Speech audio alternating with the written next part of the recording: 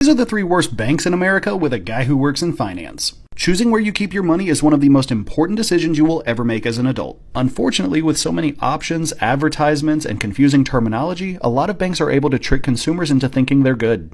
But that's why you follow me, because you know I've got you covered. Coming in at number 3, we have Chime. Chime has been at the forefront of a lot of controversy lately, especially with content creators. Mainly because they just close accounts with no explanation and refuse to give whatever money is in the customer's account back to the customer. When these customers have asked Chime what was going on, Chime responded by saying, "For security reasons, we can't tell you why we closed your account."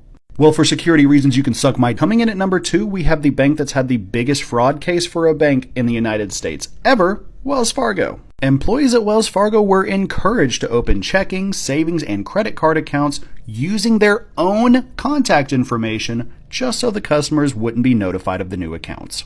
In a lot of cases, they would even pull money out of customers' legitimate accounts to open up these fraudulent accounts. But why? What's the point of opening 3.5 million fake accounts? The employees were told it was to meet account opening quotas, but really it boils down to money and collecting fees on accounts that customers didn't even know existed. Couple that with randomly threatening to close hundreds of thousands of lines of credit until there was public outcry, and you have yourself about as slimy of a bank as you can get. Our number 1 spot, though, is somehow even worse.